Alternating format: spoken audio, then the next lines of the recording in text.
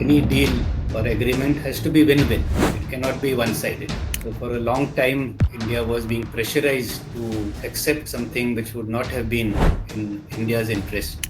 Over the last 3 to 4 decades, we've had our periods when we were at, I would say, loggerheads with each other. Opening up to the civil industry, which has happened over the last decade or so, has actually changed the whole defense ecosystem in India. Surgical strikes and the Balakot strikes. India has, in both occasions, demonstrated its willingness to react and take those hard decisions. At one point of time in the early 80s, India and Pakistan had almost the same GDP. The policies that they've been following have not helped them. We are now miles ahead of Pakistan. So I think it is for them to introspect and see.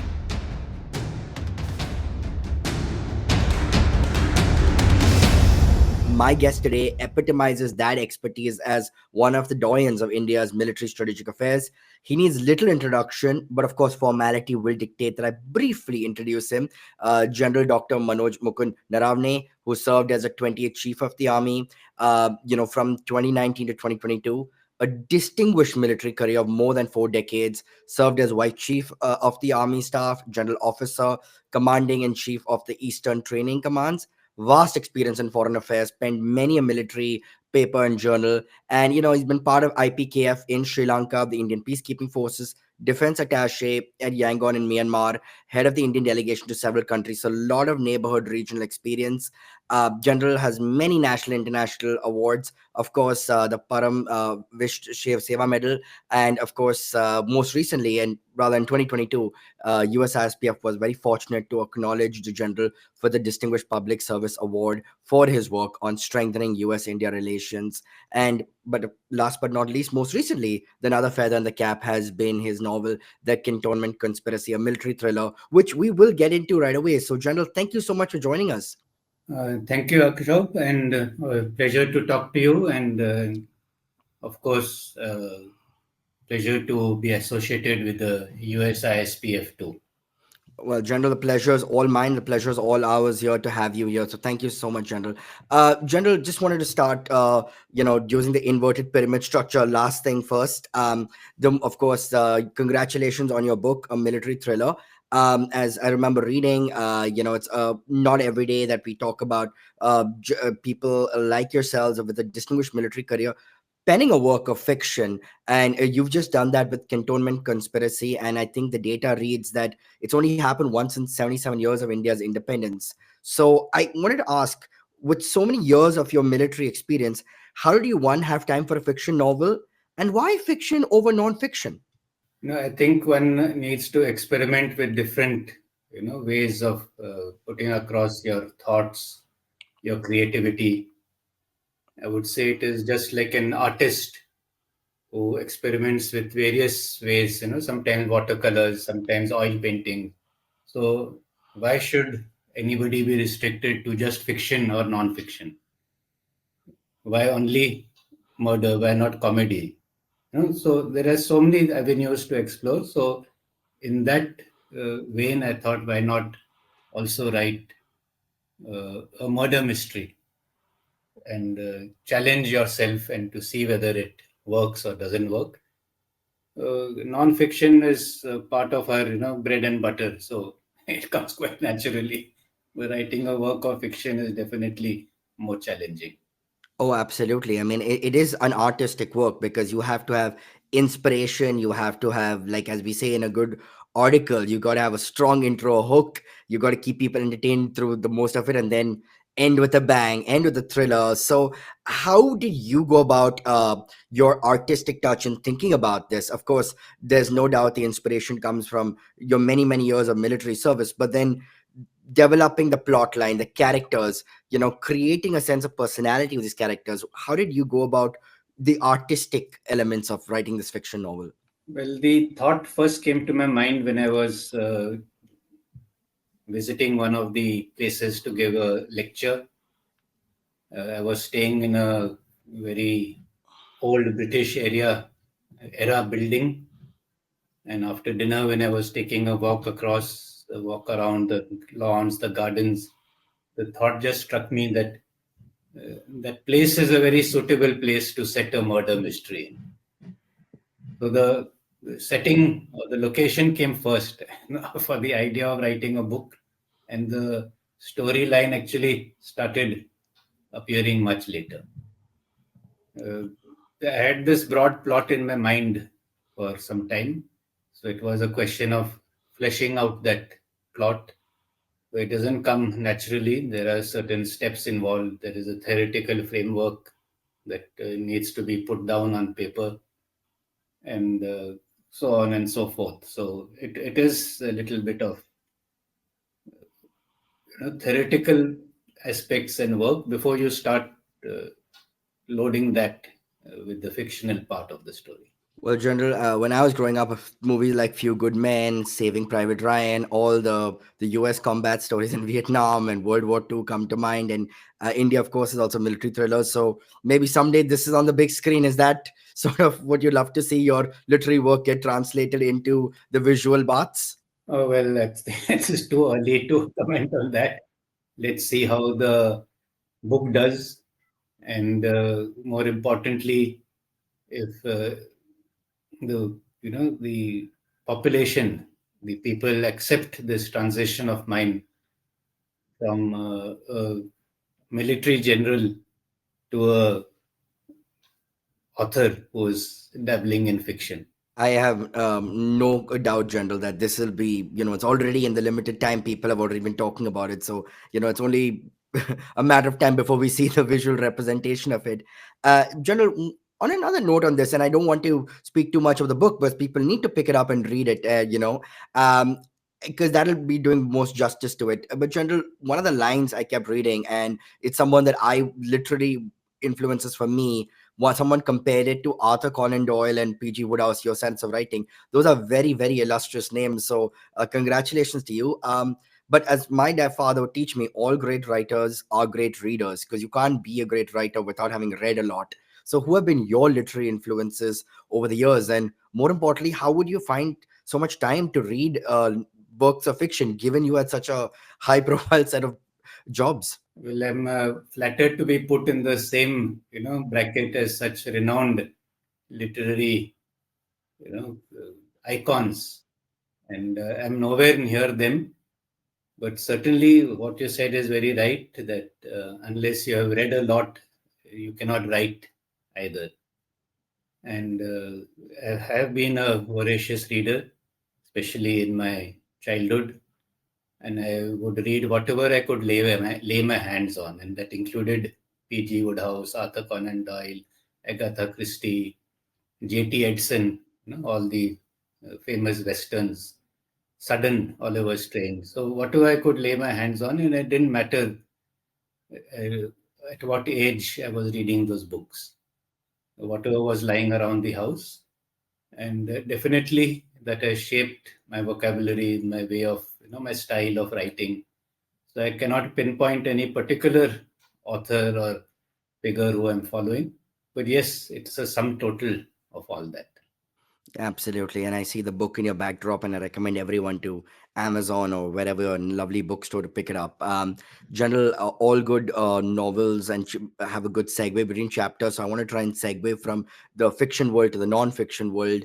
Um, General, you're at USISPF. We obviously focus on US-India relations, and it's been a fascinating thought process just understanding the landscape of it, General. Because when you joined military service in 1980, US-India relations looked very different, especially on the military front. And it's just fascinating from the Clinton era sanctions after Pokhran in the 1990s to just a decade later with the civil nuclear deal to a decade later, the major defense partner, which is very unprecedented given India is not a treaty ally, to now we're talking about ISET and Indus X, and I'll get to trust and compact later.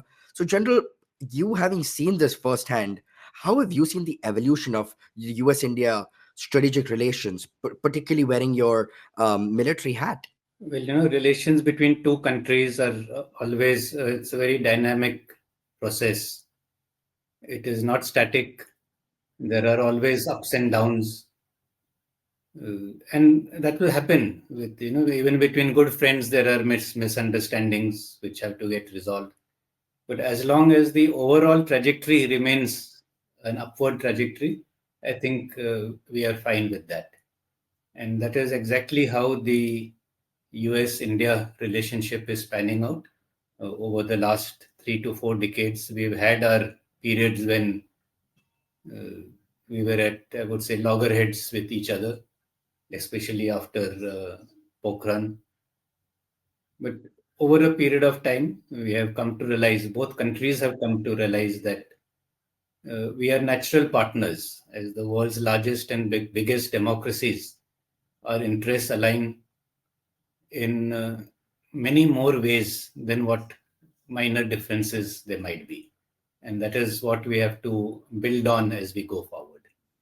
Yeah, General, just speaking of building on that, I think I've had the chance to talk to many geostrategic experts on the civil nuclear deal, but given your expertise in military and all things, on uh, the fortification and the military deals that have happened between the US and India, just walk us through the civil nuclear deal aspect, because that for me was also very seminal, because it happened at a time in the post 9/11 era where some would say Washington still hyphenated India Pakistan. Pakistan was still very important for the United States with relation to AFPAC or Afghanistan. So at that time, given India was not a signatory to NPT and CTBT, and there was sanctions a decade earlier, it takes a lot for something like this to fructify. So that has really led to the signatory moves we've had today. So just take us back to that time in 2005, 2008, and how this has really shaped and replayed the landscape of US India military relations. There is no doubt that the nuclear deal between the US and India was a very key moment in our relations. And I would say that it is from there that things started improving radically. As with everything else, it was very important for both sides to understand the other side's concerns and to address them. Whenever you have any deal or any negotiations, it is very important to understand the perceptions and the concerns of the other party. And any deal or agreement has to be win-win. It cannot be one-sided. So for a long time, I do believe that India was being pressurized to accept something which would not have been in India's interest.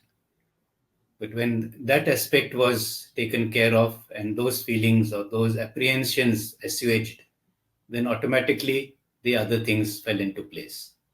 And for that, the credit must go to the dispensations at that point of time in both countries, as well as the negotiators who could, really hammer out this deal. And especially in India, there was a lot of resistance to that deal. Some Yes. of our left parties were totally against it, that how are we coming so close to the United States? So domestic opposition had also to be overcome as far as India was concerned. But we could navigate all those challenges and actually, as I said, reach a win-win agreement.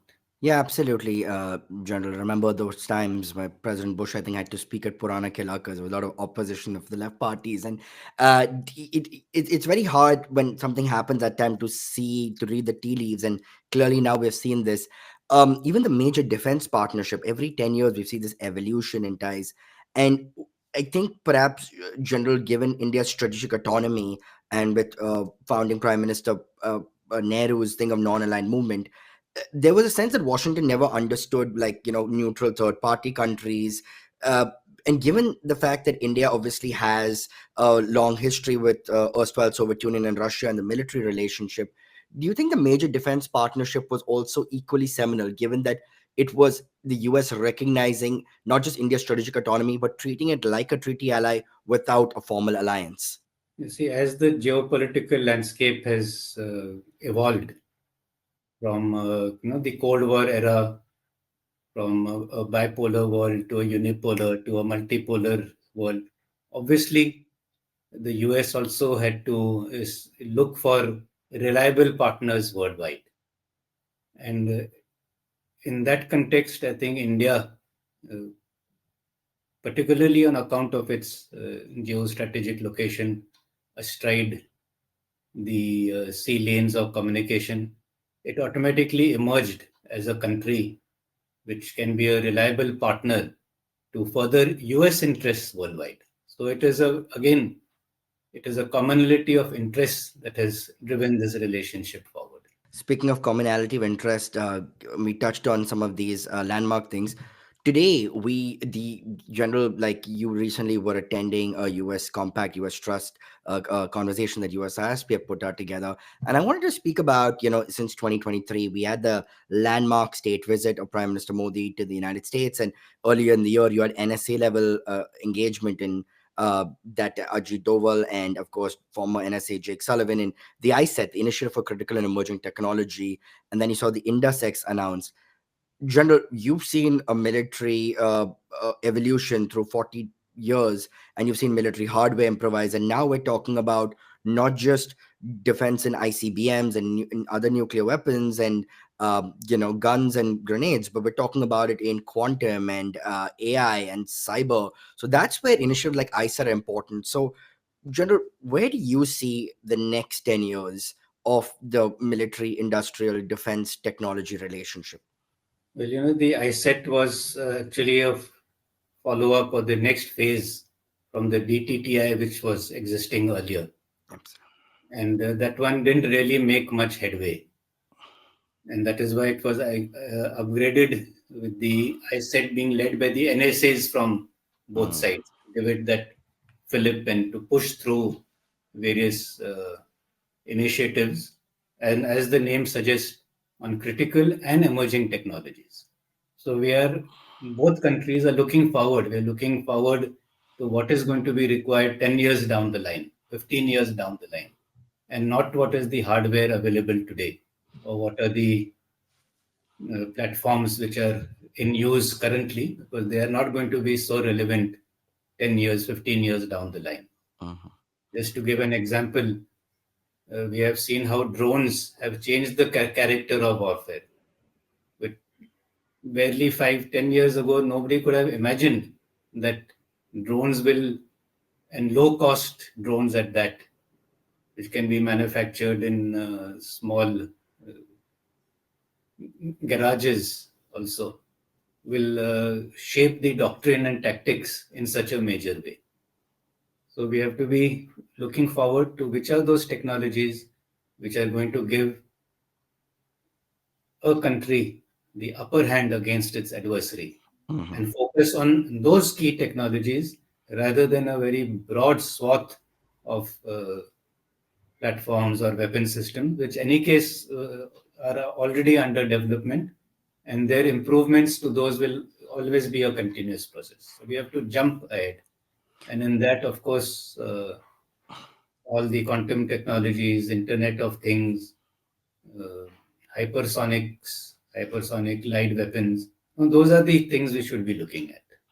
General, I think suppose when you were starting off, maybe in the early 80s and the 90s, and generally this was speaking across the board, there was sort of this bifurcation between the public sector and the private sector, and the fact that these two never really overlap. But now we're seeing more and more, not just public-private partnerships, but given with initiatives like IndusX that we've seen both in the US and India, it's now getting not just big defense companies, but even startups to the table. And in some ways, even for Silicon Valley, which developed as a military industrial complex, it's now almost indicating a closer collaboration where small startups and technology and defense startups or space startups and quantum, as you alluded to, are now saying, let's get a share of the pie in terms of let's advise military of this is the technology.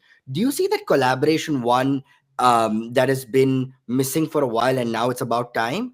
And two is more than learning general is also about unlearning, how we forget that there's a private sector element that can come in and also help fortify our defenses.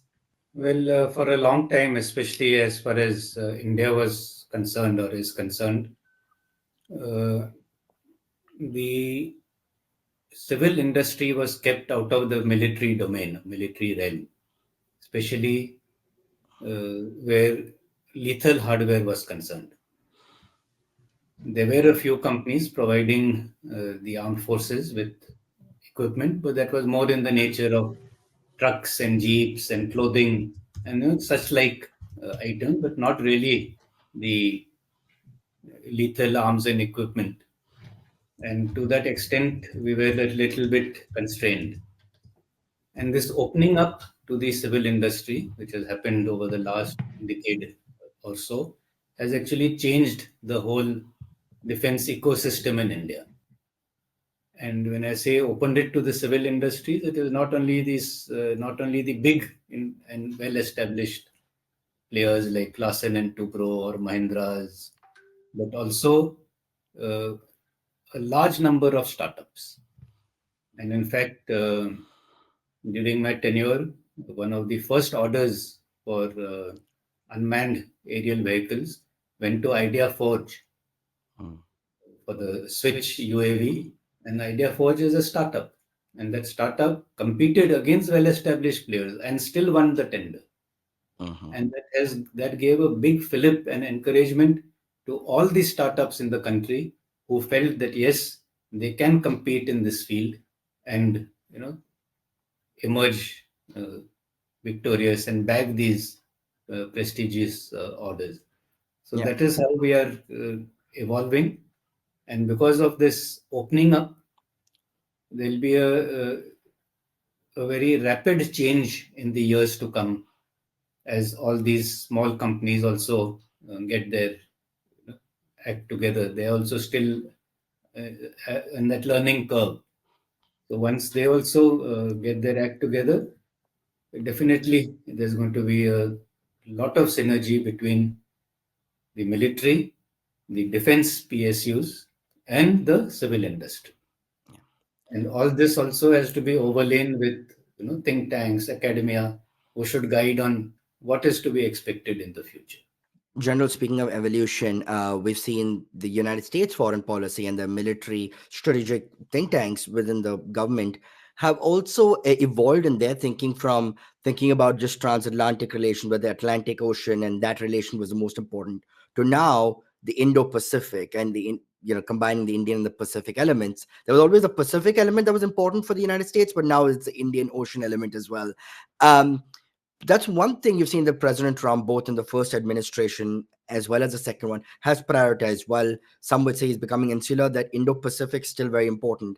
And building on that foundation of those defense agreements, we've seen recently with Prime Minister Modi's visit, you had US-India Compact, US-India Trust, and this builds on SOSA, the Security of Supply Arrangement, which Defense Minister Rajnath Singh inked with his former defense counterpart when he visited Washington last year. So in this context, we touched on ICER Indus. How do you see compact and trust that you recently touched on at a recent event, building on the larger defense framework? Well, as we go ahead and our partnership deepens, and our partnership deepens not only in the defense sphere, but all across trade, commerce.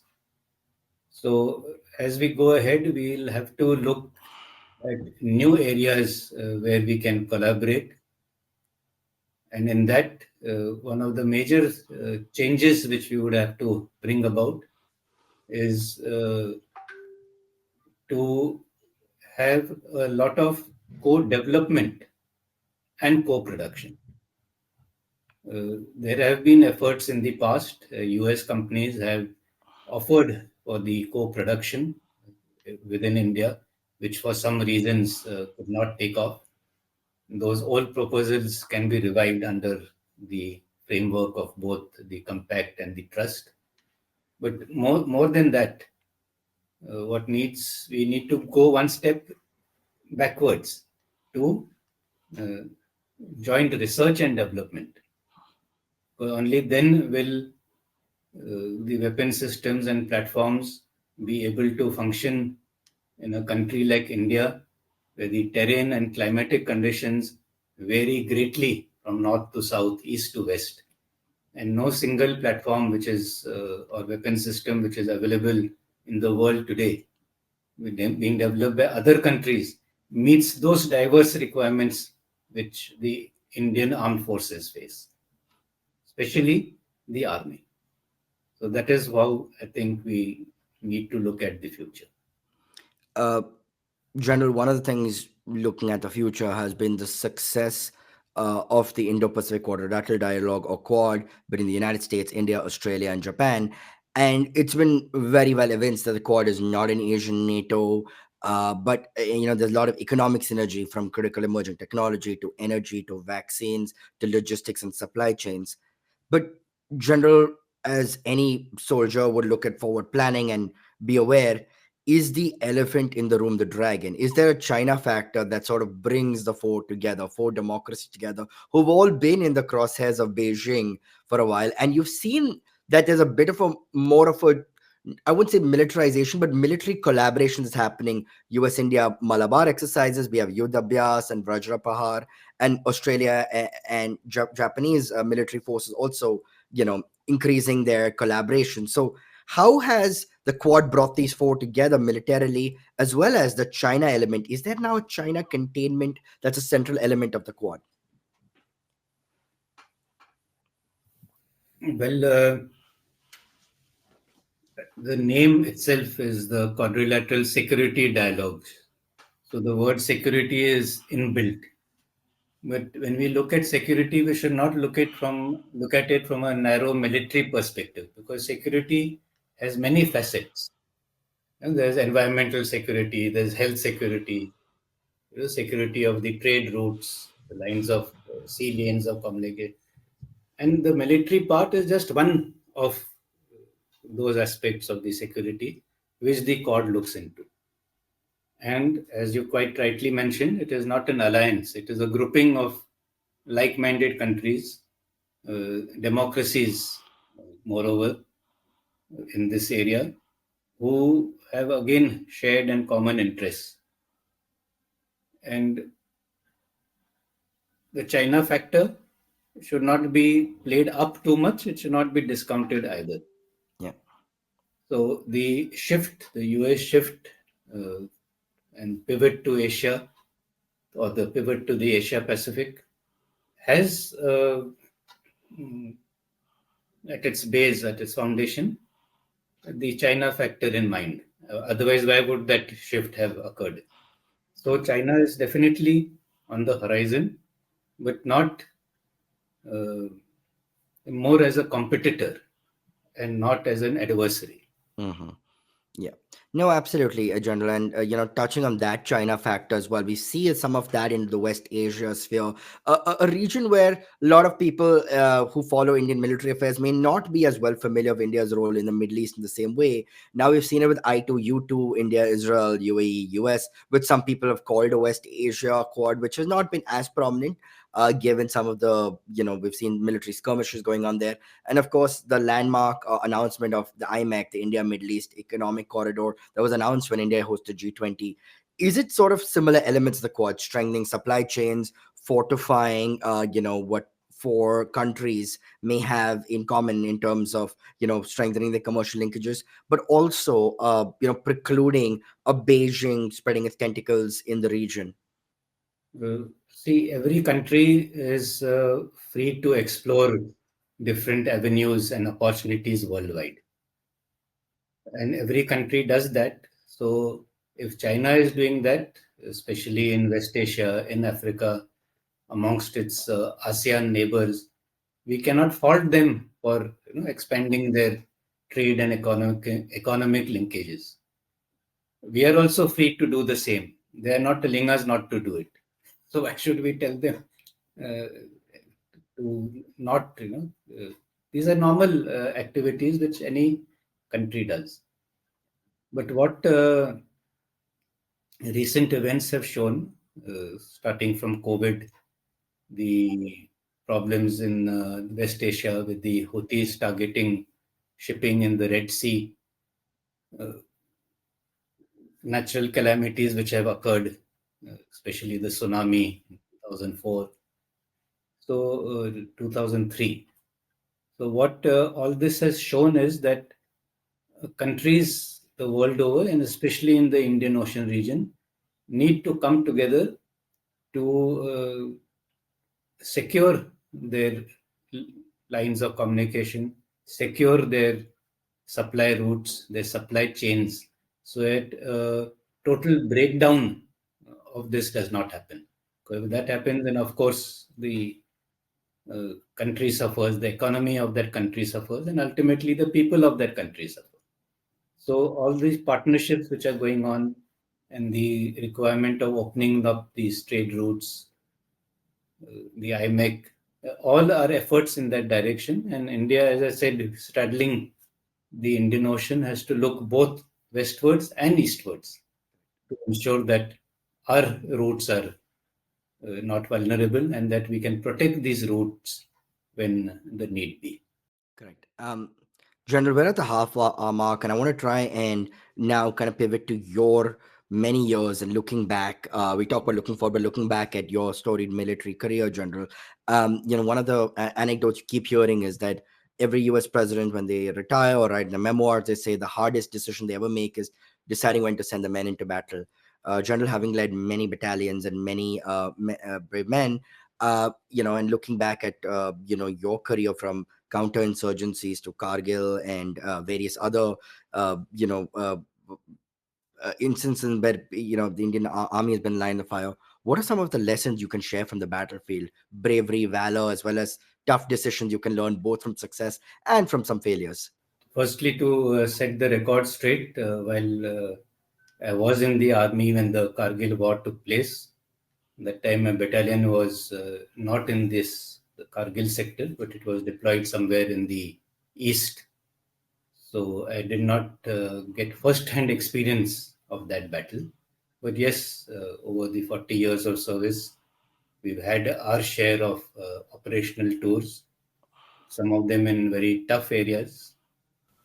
As far as leadership lessons are concerned, I would say that uh, especially as you rise in rank, you have to become uh, more sober in your decision making. You have to have more empathy towards your command. Up to a commanding officer level, you have to be that Rambo type. That Yeah.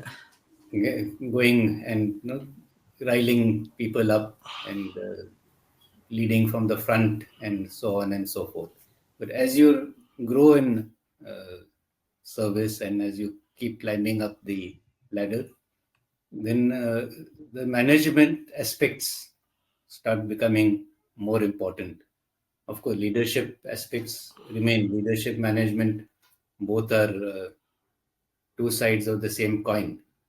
But as I said, more and more you have to uh, be able to empathize with your commands, their difficulties, what they are going through, and not forget your own time when you were at the front line and you wished you had more understanding superiors. Of course. General, one of the things that I had the pleasure of doing was also once speaking to General D.S. Huda about when the surgical strikes happened. I know the Indian military has conducted many such counterinsurgency operations in the past, but that seemed to have got a lot more national attention given the way it was done and using a lot more elite special forces and perhaps maybe the bravado of the movement at that time. I'm just curious, General, like when that happened, was there ever a sense of one is hitting targets, but fear of retaliation? And of course, the one thing that all good military generals don't want is further escalation. So, what was the general think tank thought process above that and the post surgical strikes? Well, as you are aware, that in Jammu and Kashmir, we have the line of control with Pakistan, and that is a active border in the sense that firing goes on almost every day, or used to go on almost every day till the fresh ceasefire agreement of 2021. These kind of small actions along the LC, incursions by the Pakistanis, either by their regular forces or regular forces supporting uh, small terrorist groups to come into our territory and carry out small raids. These are quite regular features over the last 20, 30 years.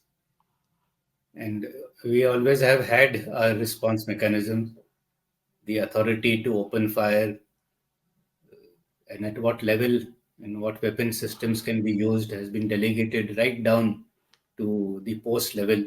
So nobody has to look over his shoulder to react. So we are quite well prepared in that way. However, when a major action like the surgical strikes have to be carried out post the Uri attacks, then of course the planning is at a more centralized and higher level, even if the execution is still at the battalion or lower level. Mm. So of that change obviously happens. Yeah. And we are also always conscious of the fact that it should not lead into a escalatory spiral, which finally gets you to the brink of war or actual all-out hostility. Absolutely. So the response has to be very carefully calibrated and send the exact kind of message that has to be sent. Hmm. It cannot be using a sledgehammer against anthill. It has to Hmm. be exactly just that right amount of force to send the message across, and I think that is what we were able to manage quite successfully. Yeah. Of course, General, speaking of escalatory, a few years later in 2019, I think Operation Balakot happened, and then we saw a dogfight between Indian and Pakistani air forces, and the high-profile capture of wing commander, then Abhinandan Varthaman. And this reminded me of when I think was Group Captain Nachiketa in Kargil was flight was shot down. I think what were the lessons that the military leadership took back from that? And that was, of course, a very high-profile incident that happened. So, what were the reassessment like that went back into how the planning process, and perhaps to avoid skirmishes like this in the future? Well, when you get ready or undertake an operation, you always know that firstly, nothing will go as per plan. Of course. Hmm. As they say, all plans go, or even the moment the first shot is fired. Of So course. you're, in a way, you're prepared for that. You also know that there will be setbacks, that you will suffer casualties. And as you were mentioning earlier, when you send men into battle, that weighs heavily in your mind because you know that certain losses are going to happen. So we are in a way mentally prepared for those reverses, and reverses did happen post the Balakot strikes. But what is very important to know or to understand, both by the surgical strikes land based and the Balakot strikes using our Air Force, is that India has, in both occasions, demonstrated its willingness and the political will to react and take those hard decisions. The exact results on ground are not the numbers game is not so important. What is important is that we struck and we were willing to strike, which was uh, an assumption made by our adversary that that will not happen, and therefore they could keep carrying out these terrorist acts with impunity, thinking that if they are safe in their own territory, uh, and which idea has now been disabused. And therefore, that is the most important lesson out of all these surgical actions. General, just speaking of lessons, of course, when you joined service in 1980, Pakistan's in the front and center, in the store, in the eye of the storm. Given, I think, a few years earlier, you had the Bangladesh Liberation War in 1971. So lessons from that you would have studied coming into the military, and then, of course, when you were a young serving officer, you would have Operation Meghdoot happen in Siachen, and then, of course, as we touched on, Kargil as well. um you know I was very fascinated with India-Pakistan history growing up, and that sort of got me into the realm of geopolitics. Steve Cohen wrote A Prophecy of Shooting for a Century, And we're at 77 years of where we are right now, and Pakistan, of course, has gotten into its own political and economic morass.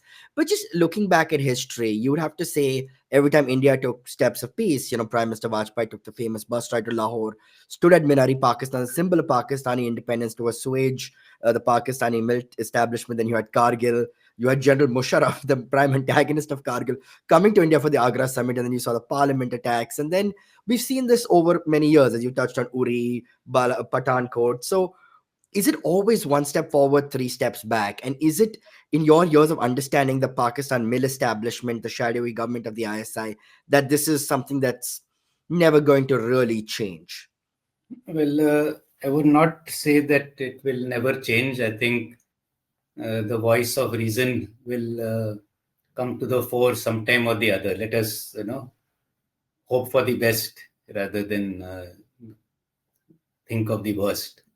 But yes, history has shown that they cannot be trusted, and they have always stabbed us in the back. Uh, at one point of time, India and Pakistan had almost the same GDP Hmm. in the early 80s. Yep. And the policies that they've been following have not helped them. And we have grown from there, and we are now miles ahead of Pakistan. So I think it is for them to introspect and see whether uh, it would be more beneficial to them to be friends with us or to be enemies with us, and why this enmity? Because it is not benefiting them, it is not benefiting the people. So I think at some point of time they will have to reassess this strategy, and this raison d'etre that the Pak military has, especially that unless they have some enemy, their importance will get reduced.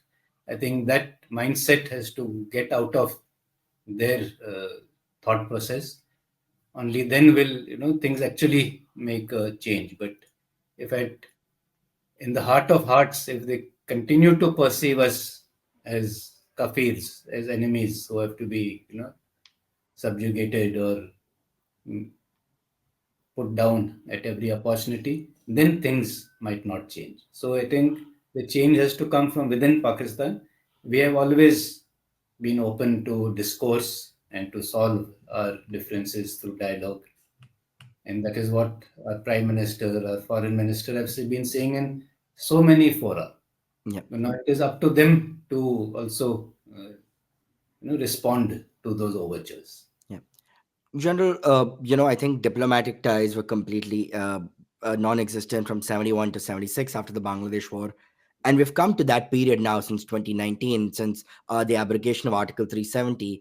Normally, wherever there's ties have kind of hit a nadir, it's Pakistan that's done something that New Delhi has been upset about. But this time it was the government in New Delhi that, went about with Article 370, that Pakistan reacted. So that was a first for me.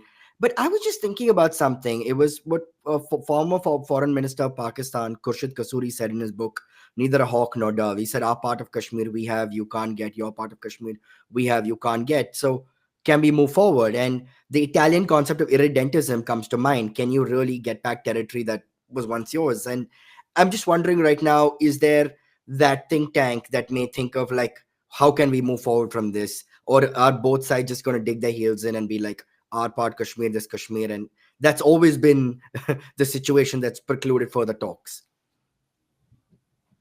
Well, to just comment on what you said, that when relations have soured or something, it has always been because of some Pakistani action, Hmm. but this time it was because of Mm. India's abrogation. But there is a major difference in that. Yes. The ties have soured because of Pakistani action. It was Pakistani action against us, Yeah. resulting in some damage, some casualties, or what. Abrogation of Article 370 is a totally internal matter, which no country has any right to comment upon. So why should Pakistan be commenting on that, and why should be they using that as some kind of a lever or some kind of a start point that unless that status quo is brought back, we will not, you know, move ahead. It's our country. We can pass laws, enact legislation which suits us best. So there is nothing wrong in that at all. And therefore, it is now the Union Territory of Jammu and the Jammu and Kashmir and the Union Territory of Ladakh. Statehood to these two places could come in the near future as per the wishes of the people. And we have conducted elections in JNK, and they have brought a government, a civilian government, into power. So this is a very strong democratic process at work. But that cannot be said of the Pakistani occupied Kashmir. Absolutely. Yeah, Yeah, absolutely. so therefore, these you cannot compare the two at all. Mm, no, And it is up to the people of POK to choose what they want. And if they wish to join us, why not? yeah, absolutely. It's internal matter, so it was very unbecoming of the then Pakistani mill establishment to use the kind of vitriolic language that they did.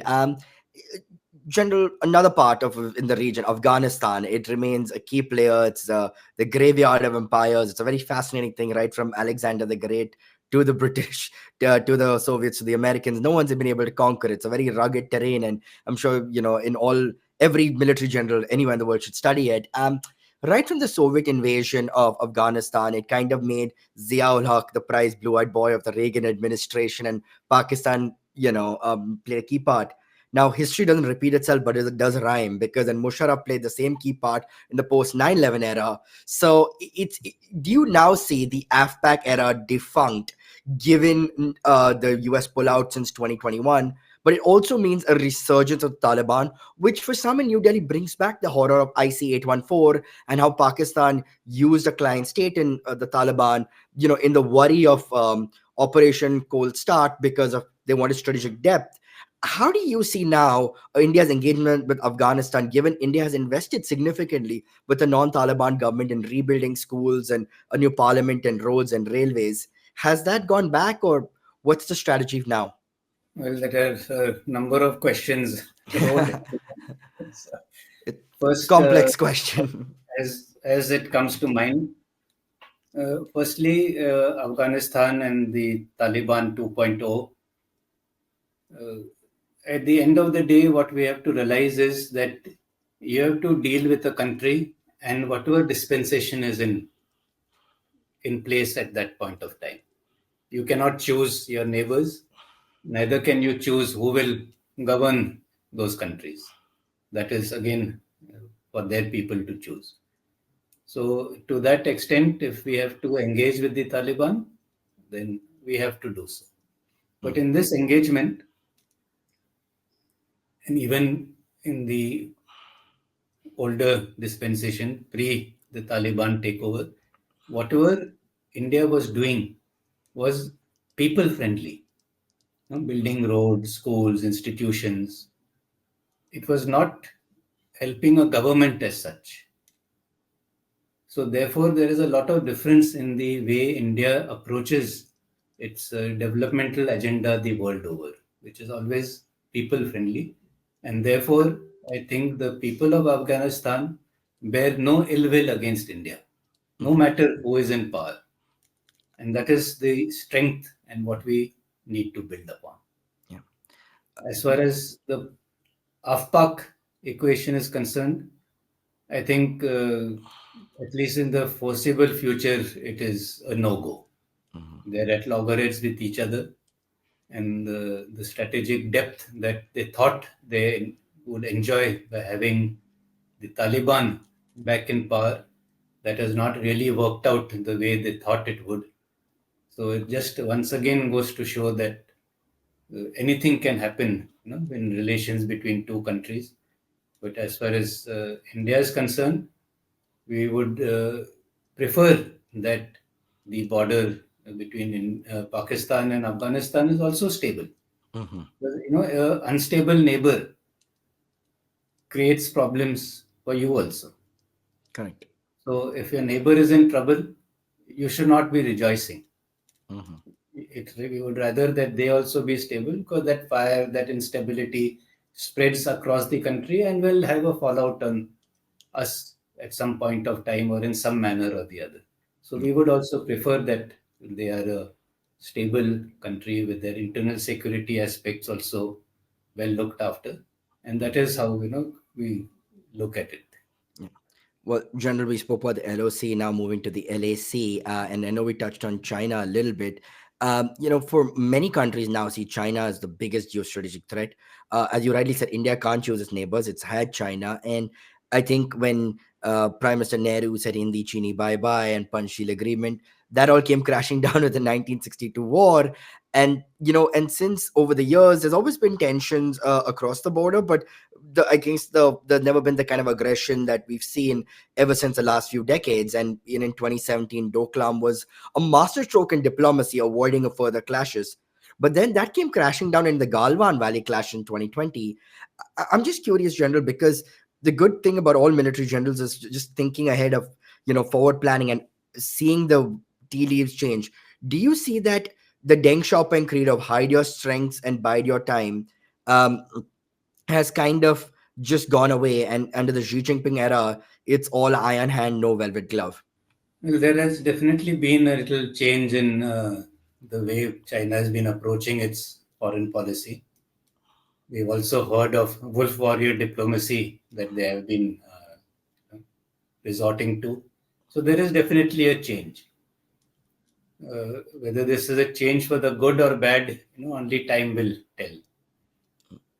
But what they have been doing very slowly and surreptitiously is to expand their reach, especially in the South China Sea, by carrying out small actions and very incremental actions, which by themselves don't look very serious. But when put together over 10 years, then you suddenly see where they have reached. And I particularly hinting or alluding to the way they have developed these islands in the South China Sea, where first saying that it is just a fishing trawler which has run aground, then building a pier, then making it an airstrip, and before you know it, it's a full-fledged base. So this creeping forward, which they have done, and similar activities they have been trying on the land borders too, not only with India but with Nepal, with Bhutan. This inching forward in what is popularly called the salami slicing tactics. But these tactics that they've been doing, because each of them is so small and in seemingly inconsequential, does not invite any reaction. But Yeah. for the first time, especially in Galwan, it invited a reaction, and because of that reaction, whatever happened thereafter. Yeah. But it brought one major lesson, I think, to the fore, that this strategy is not going to work indefinitely. Hmm. And therefore, we need to move forward, re examine the various agreements that we have, and avoid such instances in the future. And the best way I feel to do that is to actually address the whole border question in its entirety, rather than one pocket here and one pocket there. Hmm. To solve the whole border problem, the entire issue is resolved. Absolutely. And I think the good thing about great interviews like this, General, you led into my next question on, the salami slicing, the wolf warrior diplomacy. So clearly, Sun Tzu's art of war is something of the past right now. General, you served as a military attaché in Yangon, in Myanmar, a country that's only had dalliances with the military and the military junta, and there's very little democracy. But given this string of pearls theory that China builds around, and given Myanmar as also a very sensitive area in South Asia, the border that it shares with India's east and Bangladesh, how do you see China, the influence where there's a lack of political leadership, that there is China and Beijing trying to enter and build these client states around India? As far as Myanmar is concerned, it has had a very long period of military rule and short interspersed with short periods of democratic governments. But whenever there have been these periods of military rule, our sort of default reaction has to be to shut them out. And that is what happened in the previous era of the military rule, Mhm. right from 1988 till 2010 when the elections were held. But when the democratic world shut their doors to Myanmar, China opened its doors. Mhm. So if the Chinese influence in Myanmar is overwhelming, it is because nobody else went to their help, either because of this moral standpoint or high ground, and they had no choice. But in their heart of hearts, the Myanmar people do not like the Chinese. So it is more a marriage of convenience. It is not that they would like the Chinese to be there in their country and exert so much influence on them. Mhm. So this is something that we have to understand, and therefore we must not repeat the same mistake that we did in the last military dispensation by again shutting our doors to Myanmar. We must Yeah. continue engaging with the military government and engage in such a manner that it benefits the people of Myanmar. Yeah. And keep always putting this point in the front that whatever we do has to be done for the people. And if you Mhm. do that, if that is the way we approach our aid or whatever that we are giving, then the people will never be against us, no matter who is in power. So that is what I feel we need to do. We must engage with Myanmar more at multiple levels, at the with the military junta, with the opposition parties, with the other ethnic armed groups, the pro-democracy forces. That is the only way, because as and when a democratic dispensation returns to the country, we will again have to speak to the same people. Mhm. And even when a democracy is in place, the armed forces are not going to go away anywhere. So Yeah. our relation with the armed forces, with the military, also have to remain. Mhm. After all, we share 1400 plus kilometers of border. So we will still have to talk to them. So we cannot say that, because you're a military government, we stop talking to you. Yeah. uh, General, another country that has seen a lot of infighting and it's a civil war, and which has been vulnerable to Chinese influence, has been a country you know very well, Sri Lanka. We talk about the Indian peacekeeping forces, that the history there. General, we talk about lessons from history. One is, would it be an unfair criticism to call the IPKF that time sort of India's Vietnam movement? And secondly, since we see in the civil war and Sri Lanka coming out of it, Hamban Tota, and again, China increasing its economic influence there. Where do you see the situation in Sri Lanka right now, given the economic quagmire they find themselves in? Well, most of the countries in our neighborhood, they realize that India is an indispensable partner. After all, we are the closest. Uh, but sometimes our large size makes them apprehensive that we will unduly influence uh, their culture, their trade, and various aspects of their lives. So that is something that we as Indians have to understand. But we also have to understand that at the end of the day, we are culturally, geographically, historically more engaged and intertwined with each other, whether it is Nepal, India, whether it is Bangladesh, India, whether it is Sri Lanka, India, whether it is Maldives, India, you name it. So, for electoral reasons, if certain things are said or done to win an election, that really doesn't mean that they are against India. And Hmm. Maldives is a prime example of that.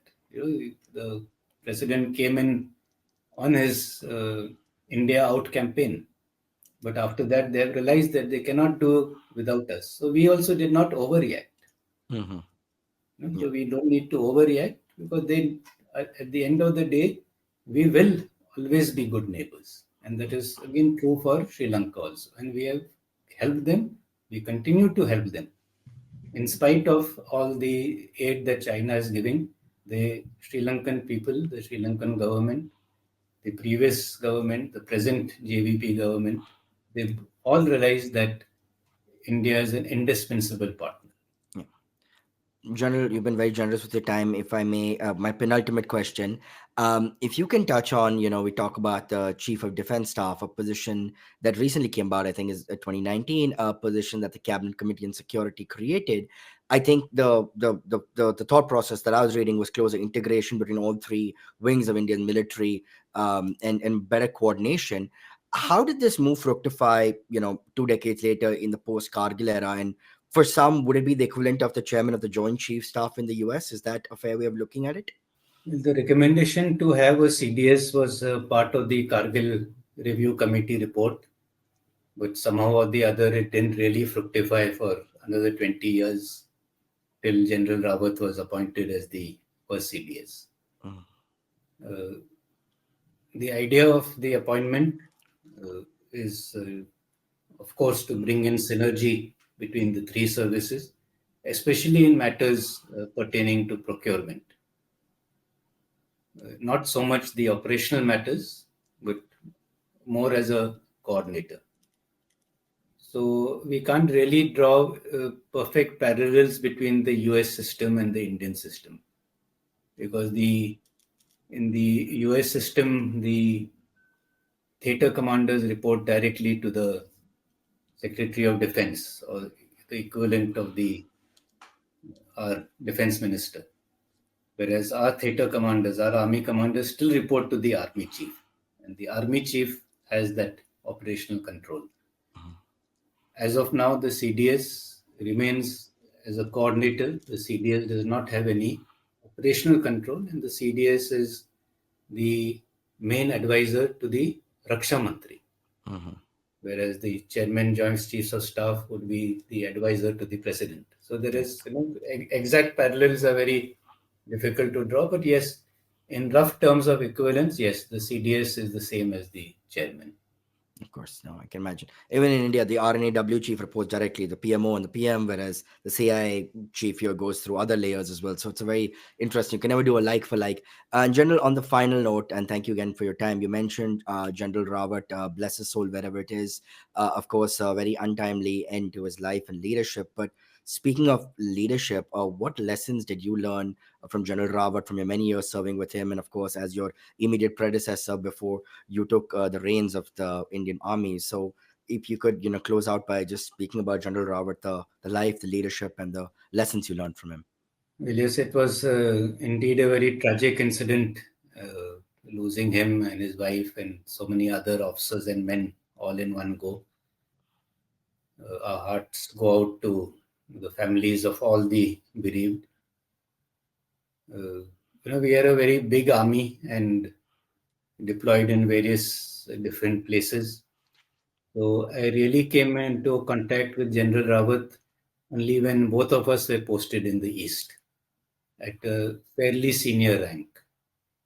At that time, General Rawat was the co-commander, a lieutenant general, and I was one of the divisional commander equivalents under him in the rank of major general.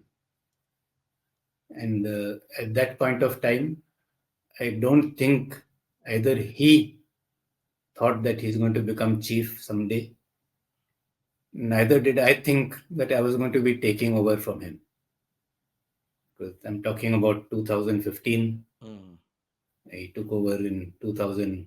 No, I'm talking about 2013. So, he never knew what's going to happen 4 years down the line. And neither would I have thought that 7 years down the line I would be taking over from him.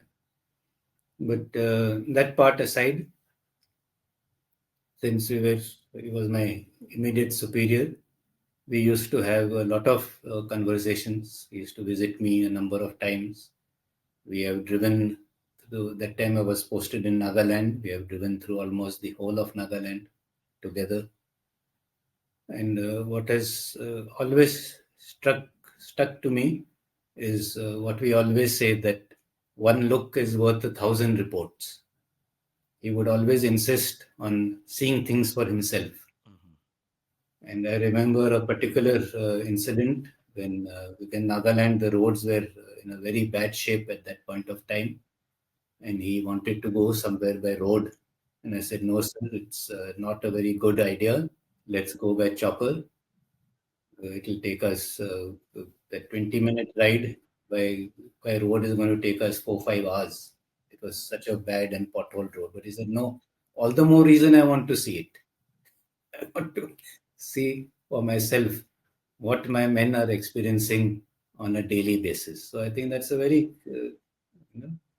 a lesson which we learn very early in our careers, but we tend to forget as we go up the ladder. That you must know exactly what your command is going through, and one of the ways is seeing things for yourself. Well, General, what I've seen today and what people have heard today has been a phenomenal 4 decades plus lessons in leadership, military leadership, a very 101 of India's strategic affairs with its immediate neighborhood, past, present, the relationship with the United States and across the Quad and IMEC and I2U2. And of course, your work as a literary fiction author and perhaps many more to come. General Naravane, this has been a complete pleasure, all my pleasure and USISPF pleasure to have your expertise serve us. And thank you so much for the time, General. You're a very busy person, and I appreciate you taking out the time on a very busy evening for you. Thank you very much, and look forward to meet you in the near future. Absolutely.